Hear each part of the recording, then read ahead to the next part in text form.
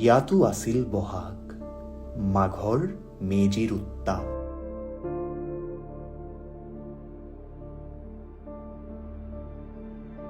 ইয়াতো আছিল ৰং ধেমালিৰ কোলাহল, লুকাচুৰি ৰজাদৌল, সাধুকথাৰ চোতাল।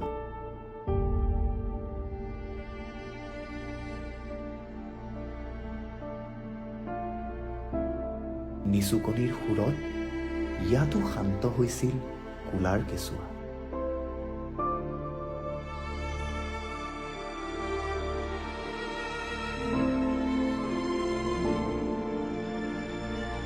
জাকলোৱা গাভৰুৰ হাঁহিত ফুলিছিল গধূলিৰ কোপাল।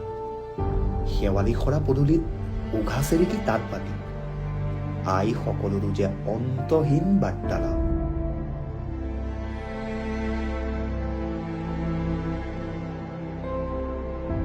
আন্ধাৰবোৰ দুফাল কৰি ওলাই অহা ডেকাচামৰ প্লান খোলা আড্ডাত নিশাবোৰো হৈছিল মাতা।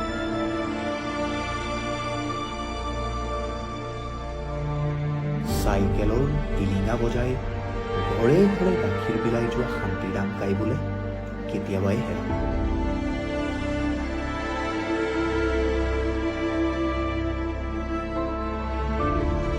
ইঘৰ সিঘৰ আদান প্ৰদান কৰিব পৰাকৈ শাক পাচলি, বাৰী ঢাপত নেমু টেঙা আৰু কত যে কি।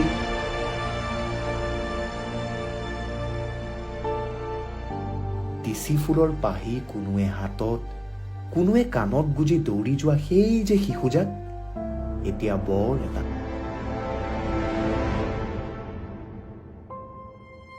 গধূলি তুলসীৰ তলত ইয়াতো জ্বলিছিল চাকি, ঘৰে ঘৰে মন জোৰ পেলোৱা প্ৰাৰ্থনা।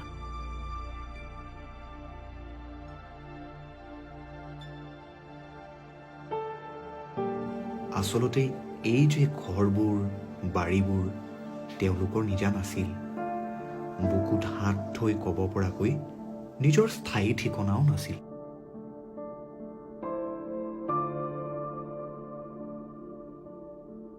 তেজ মগহৰ সম্পৰ্ক নাথাকিলেও সম্পৰ্কৰ গভীৰতা বুজি পোৱা বাসিন্দাসকলৰ এতিয়া দূৰৈৰ স্মৃতিৰ কাহিনীৰ ৰেফাল।